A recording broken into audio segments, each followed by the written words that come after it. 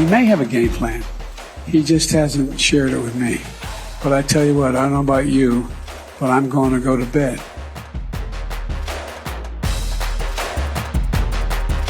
All right. Well, hello, everyone, and welcome to the program. I am absolutely thrilled that you are here, like I always am. I have a co-host today.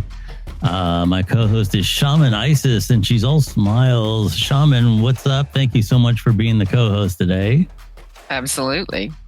What we're going to talk about, if you've never checked out the program before, we are primarily commentary, and we do interviews here. Today, this is going to be kind of a commentary podcast, and we're going to talk about politics. And that's one that can scare a lot of people. But, you know, you got to be able to talk about things. And Shaman, I don't know how you would classify yourself. I'm certainly an independent, conservative, liberal by today's standards. I can't really identify with either one. Yeah. My personal opinion is that the meter on crazy went into the red more often with conservatives back in 2008. Now it seems like the crazy meter has a tendency to go into the red a little bit more on the left. Mm-hmm. But nonetheless, I don't identify with either one. Do you want to preface your view? I'm middle of the road. I don't identify with either one of them. They became so disconnected to me from the average person and from the real issues going on in the world and in the country that I just, got frustrated and said, you know what, I'm just going to be an independent. Yeah. I'm totally with you there. This is one of the, I'll also preface our conversation today with this. There have been different times in history, I'll say modern history, during my lifetime, let's say Ronald Reagan and forward, even the 70s. There were people that disagreed a lot, and Democrats and Republicans always were at each other's throats, so to speak. Ronald Reagan and the Tip O'Neill had some pretty famous disagreements. But somehow or other, they both lived in the same reality. They realized that they both were aware that the sky is above, it's blue. But now we're entering and this is relatively new. I don't remember this happening before. The last 5 years in particular, we are entering a time when people not only have their own opinions, but they have their own facts. They have their own reality. Would you agree with that? Oh, absolutely. I think it's one of the gifts of having everyone be their own media is that they can go based on algorithms. They can get delivered the opinion that they have begun to show interest in, and then it gets solidified. And the next thing you know, they're living on a planet that's not Earth. Yes, absolutely. And it's gotten to the point now where, the phrase that I never liked when I heard it, and it started with cable news, was news you can use, which translated into news you agree with, and news that keeps you happy and watching cereal commercials. And with the advent of social media, this has been exacerbated now by, following people that you like. It's getting to the point where you don't necessarily follow or tolerate anyone in your timeline that you disagree with. You block them, straight up block them. You don't want to even hear an opposing opinion. So to be honest, as we talk about politics today, we're going to talk about some of the candidates, and just in general, we're going to get Shaman's reaction, and I'll throw in my 2 cents when possible. But we're in a time where, quite frankly, if I was a politician, I would be kind of perplexed as to how to appeal to an audience that really is accustomed to hearing what they want to hear. Yeah. They don't necessarily want to hear the solutions any more than the politicians want to give them. Yeah.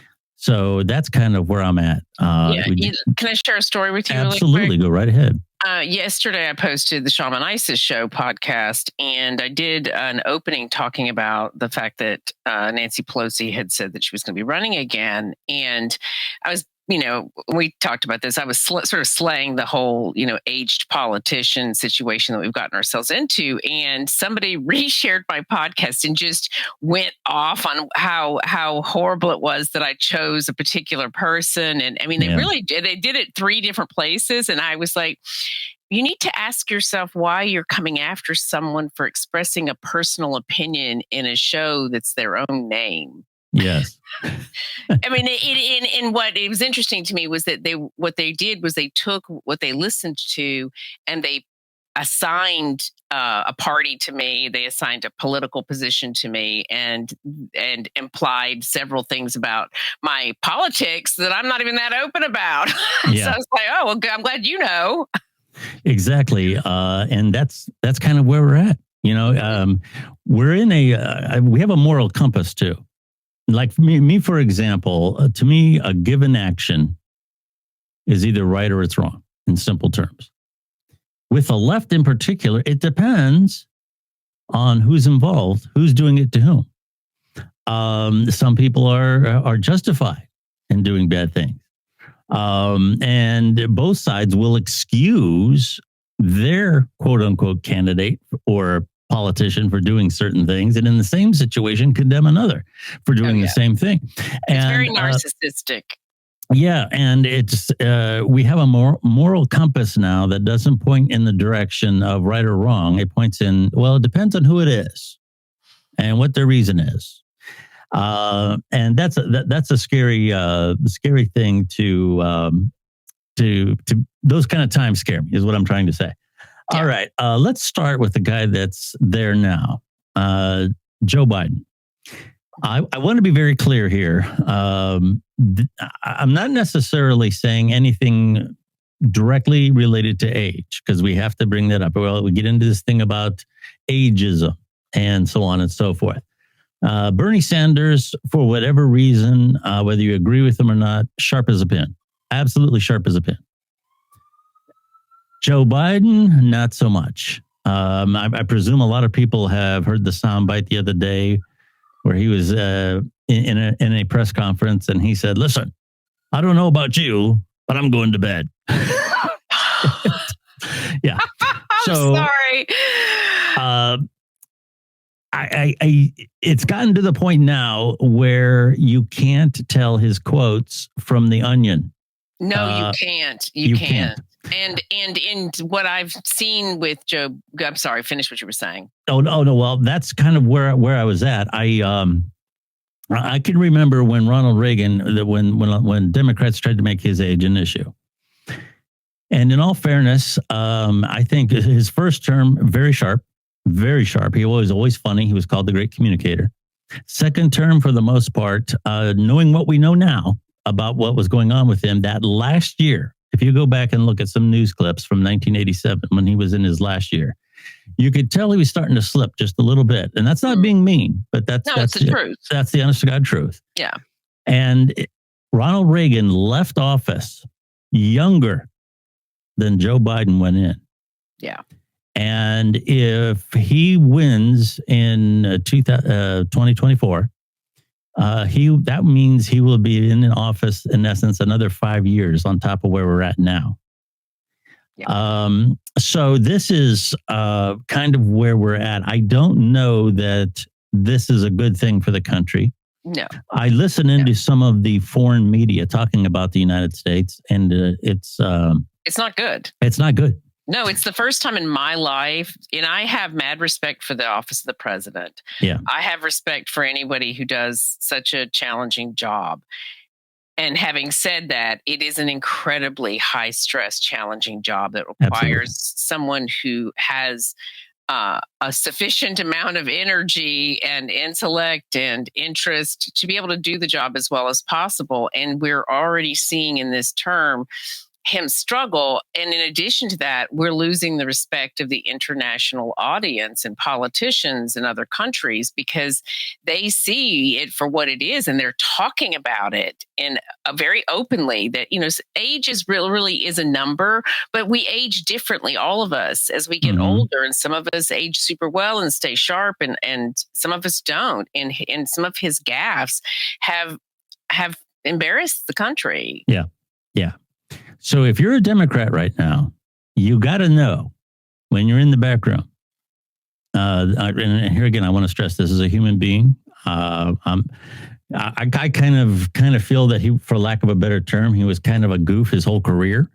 But that aside, the aging situation has come into. I do have empathy for him as a human being. I don't want to see anybody in an uncomfortable situation. I don't want to see anybody in a vulnerable situation. But this is somebody that potentially could be managing a war. Yeah. Okay. Yeah. So you want your best and your brightest in there. And sometimes it's just time to step down.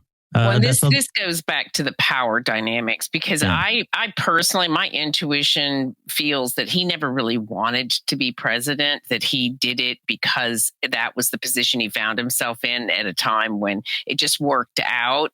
And to maintain the power dynamic going on in DC, the pressure is on. I don't think he even feels like he has a choice. I mean, that's just my personal opinion. Yeah. I think it's valid. The one thing that I would say is, here again, somewhat of a recent phenomenon now. Politicians, especially in regard to the top of the ticket, the presidency, politicians right now are winning on what's called the anti-vote. And quite frankly, Biden won on the anti-Trump vote. Uh-huh. And quite frankly, Trump very much benefited from the anti-Hillary vote. And I could go on with this. There's two elections that stand out since Ronald Reagan won very decisively in 1984. I believe the whole map was red except for one state.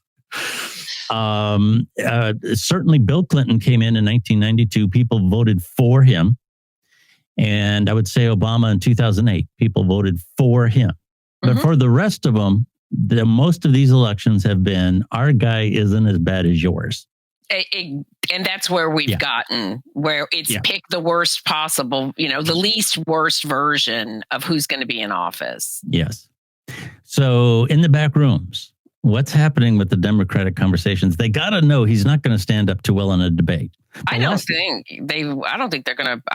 think they're going to do everything they can to keep him out of debates, to keep him out of complex situations, to engineer. I mean, they're trying to bypass other candidates and not even debate within the Democratic Party, just to slide him right in and try to squeeze past the whole thing. Well, they figure he's got to stand up on during the general election and say something good. I mean, there's going to come a point when he's going to have to face a candidate. Oh yeah, but I think it's a matter of rolling the dice. It's like playing blackjack. They're trying to time it as well as possible. What if they really know that he's dangerously impaired? I honestly think that they've already talked about that. I mean, I can't imagine. I wouldn't have a lot of respect for them if they didn't actually have that conversation. Yeah. They already have plans lined up, which I think is interesting because I don't think that they necessarily are looking at Kamala Harris. Yeah. But that's a mystery to me. Yeah. I know that they're not particularly thrilled about Kamala being the choice either, because her points way down. If anything, they're lower than Biden's, and I don't even know how that's possible. It doesn't surprise me at all.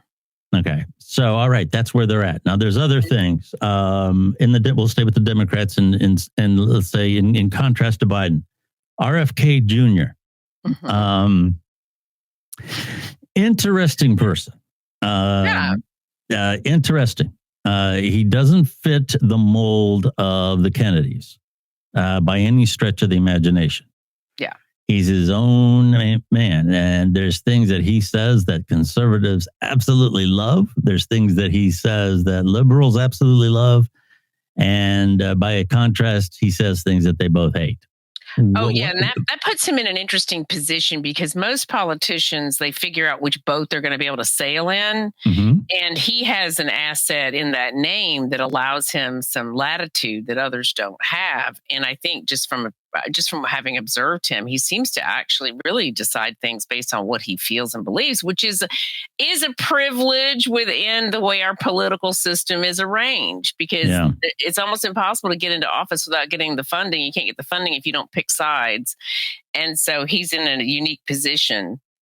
It's interesting. Yeah, I agree with a lot of what he says. I'm a little scared of him because, like I said, I remember him from years past. Yeah. And he would come up with some off-the-wall things. Now, he seems to be more mainstream now. He wrote the book about Fauci, and I know a lot of liberals don't like him because of that. But he's interesting choice. Now, this is just a rumor, only a rumor, I want to stress. It's been going around online that they've sent out floaters. They send out feelers for Michelle Obama possibly stepping up. I believe that she could be a viable candidate. My only thing with going that direction would be this. I don't believe that in the United States that dynasties are a good thing. We had a Bush dynasty. We had a Bush dynasty. We had a Clinton dynasty. Okay. And by default, I think Biden, like you mentioned, he was ushered in on by his association with a very popular president. And if Michelle would happen to get in there, we would I'm going to say, let's say, call it a 12-year dynasty that we would have. And my thing is, I believe that both sides, but in particular the Democrats, they need another Obama. They need another Bill Clinton. They need a fresh face. I think the country needs a fresh face on both sides. I would agree with that. I agree with that. That's the problem. The main problem that we have right now with politics is we've got so many people who've been around for a long time are stuck in their ways and owe everybody that has given them money favors. And then we've got some political dynasties, which is what you're referring to. And as much as I like Michelle Obama, the Obamas are deeply ingrained in the political system. A lot of people don't realize that Obama grew up knowing the Bushes. So, we need fresh faces, and we need people who are willing to speak sincerely and honestly about the severe and serious issues that we have in this country that our younger generations are facing and are very aware of that are not being addressed by the political parties. They're scared of those topics. Absolutely. Another name that gets floated around by the Democrats is Gavin Newsom. And you know what he reminds me of? Gavin Newsom reminds me, if you were to call on Central Casting, this is so true. We need a used car salesman, with the hair slicked back and the toothpick. Hey, I got a deal for you. That's Gavin Newsom to me. Okay, and boy, his privilege walks ahead of him. That's one of my. And he's really good at I'll call it bullshitting. He's really good at taking statistics, and he's great for these per capita things. Per capita. You can point out that California is falling into the sea, and he will come up with some per capita thing about why it's better than New York. And those, by the way, that's one of the oldest tricks in the books. Per capita is only a numbers comparison. It doesn't take in any other factors. So, what's your take on him? Well, I think that he's a very good example of privilege sliding into office because he's related to Nancy Pelosi. And I don't think he paid his dues in the proper way that would have developed his skill set to have been an effective politician. And that's what happens when we get, what's the term they always use for kids of like famous people? Not narcissism. Nepotism. Nepotism. Thank you. He's a great example of what happens when nepotism gets somebody into office faster than they deserve to be. So he's good at flim-flam, like a car salesman, but when it comes to the depth and being sincere and honest and really caring about the serious issues, he's too caught up in the systems that are in place that get politicians in and staying in power. Yeah. I can't imagine Gavin Newsom being a choice. He's so far. And here again, a lot can happen in a year. We're a year away from the election year, and a lot can happen. That's an eternity in politics. But I got to tell you, I can't imagine getting the Democratic Party and the general population getting behind that guy. I just can't do it. Michelle Obama, I can see maybe. No, I can. And I think she would probably be good, but we need fresh and not attached and not deeply entrenched. Yeah, and I'll mention Hillary in the same regard.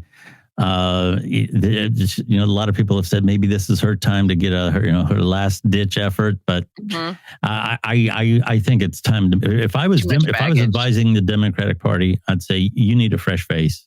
It's time to get away from Clinton, Obama, all that stuff. It's time to come up with something new and more stimulating. Getting back to age, because I'm going to shift now to the Republican Party. Trump, for the most part, seems cognitively very well together. Some people might say he's crazy, but that's a whole nother thing. That's a whole other topic. That's a whole other topic. He seems like cognitively he seems on board. Mitch McConnell, is having some issues, and here again, it's very sad.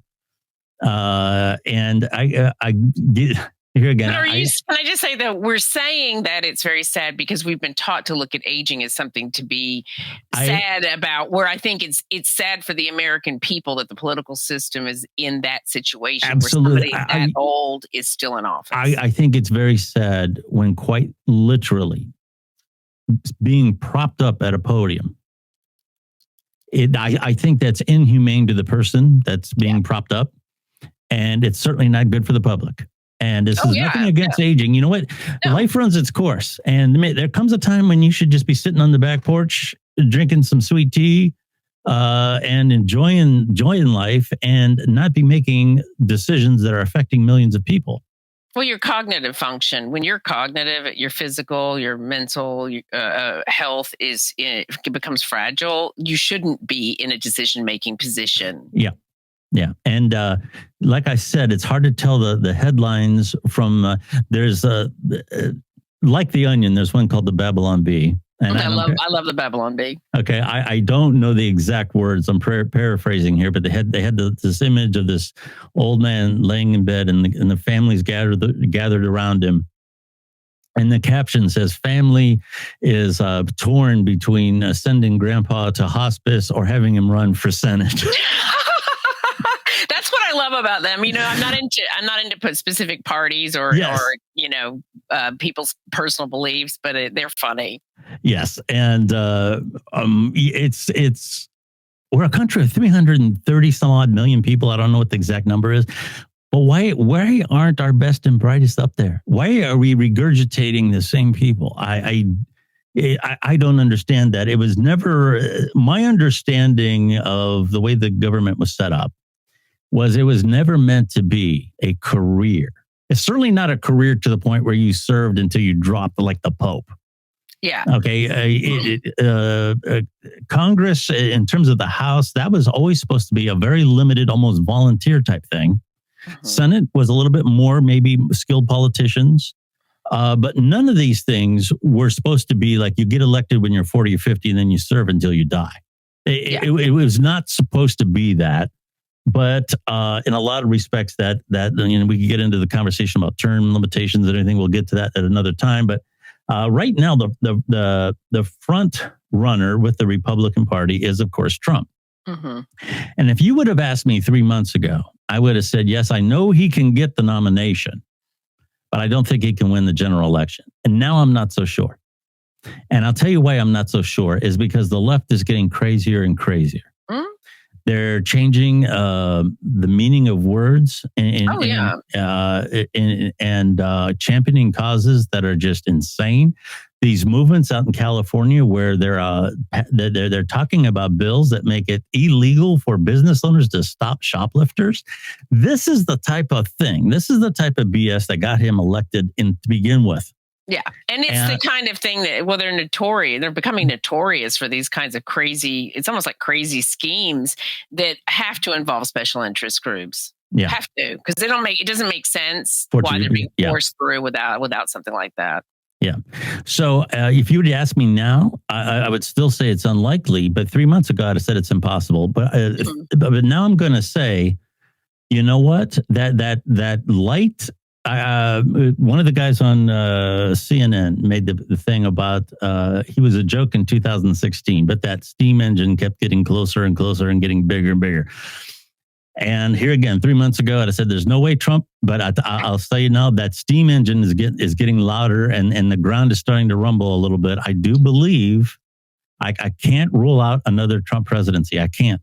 Yeah, I will say I don't foresee that necessarily happening, but Right. I think what has happened in that 3 months is that the attacks and the organized effort to go after him for things that other people have been guilty of and didn't get any kind of this kind of level of scrutiny, and all the stuff that's been going on, that level, it tipped over into people being like, why haven't we arrested other previous presidents for some of the things that they've done? And that's what's caused people to shift back into his favor. Oh, well, a lot of presidents have done far worse. I mean, they've manipulated taxpayer funds. They've sent our brave men and women into situations where a certain amount of them are surely going to die in terms of our armed forces to advance the interest of the United States. And sometimes, the idea, the last moral war, if there is such a thing, I guess you could say Hitler had to be stopped. But some of the other things that have gone on in the last 20 years, I really question the motives of some of all of the expenditure of both life and capital has been enormous. It has just been enormous. And what have we gotten for it? Yeah, war makes people a lot of money. And that's one of the things a lot of people don't understand. They don't understand how powerful the companies are that make a fortune when war happens. Yeah. Interestingly, you said about the I'll say persecution of Trump, and here again, I'm not saying he's innocent. That's not what I'm saying. I don't think that's not either one of us are saying. No, it's over the top. Yes, he's basically guilty of political shenanigans. Some of them illegal, but they are political shenanigans. And Vladimir Putin, I don't know if he was on TV the other day at a major thing. And he said the United States has lost its right to lecture anybody about the morality of their government or democracy because of what's happening with Trump. And he claims he's indifferent. He said it's probably benefiting him for Trump to be, where he's at.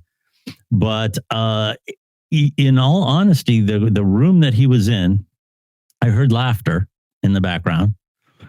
So he's not wrong. He's not wrong, and I'm not saying that Vladimir Putin is somebody that we should aspire to, but just because he is who he is doesn't mean he's wrong. If he likes pizza, that doesn't mean you're bad if you like pizza too. The truth is the truth, and I don't know. And this is something that I'm hearing. I follow creators from all over the world. Europe, in particular, is very frustrated with the United States right now. Well, who's surprised by that? We're barely functioning over here. We've got serious problems. I did an episode on it recently, and so some of the statistics I was looking at were mind blowing. Yeah. But when we start to be questioned like that by foreign powers, we're in a serious situation. And I think the only way to really shake that up is to bring fresh faces into politics. Absolutely. Another person that's kind of on the Republican side that I'm not necessarily opposed to yet. It takes a while for these candidates to evolve, for more to come out about them and hear them talk over a period of time and so forth. But Vivek Ramaswamy, I kind of like him. You're chuckling. Is there an impression that you have of him that you'd like to share? I kind of liked him for entertainment purposes because we needed someone colorful and funny. But there's something, just intuitively, there's something there that I think, it's about fame and money and power. That's just what my intuition tells me, is that might be at the root of of the reasons for choosing to run. But, I didn't make a study of him, so I don't want to make that as a blanket statement. Yeah, if you're going to research him, you'd want to check out where his grant for education came from. You'd want to check out that story. And you'd also want to check how he made his money. A lot of that money is through financial investments in biotech.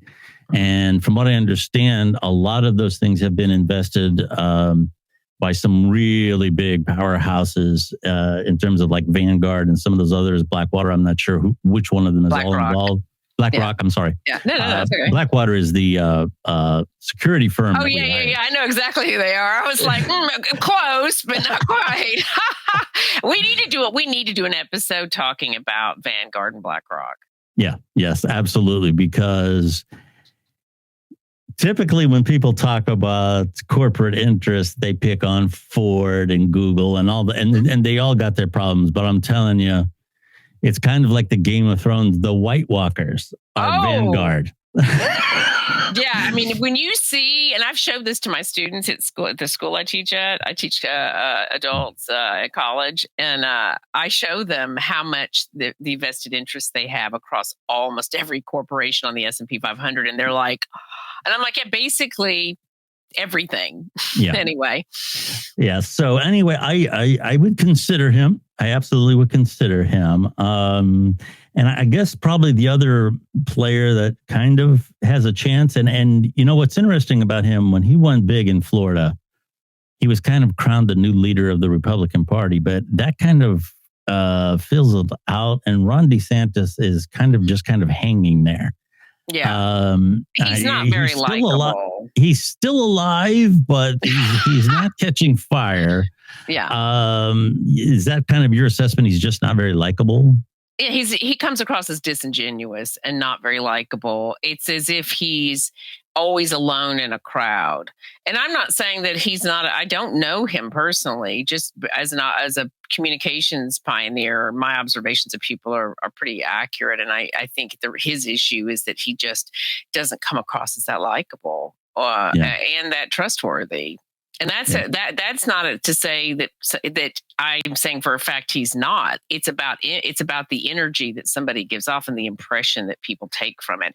And sometimes that can happen with people simply because they're an introvert or they're not comfortable talking about certain aspects of their life. Like there's reasons sometimes, but in politics, coming across as not totally transparent and disingenuous is a huge problem. Absolutely. So that's where we're at. I don't know that any of the people that we talked about, Republican or Democrat, at this time stand out as somebody. This is going to be the person. I'm muddy. I'm just not getting it. I have a feeling this is one of the few elections.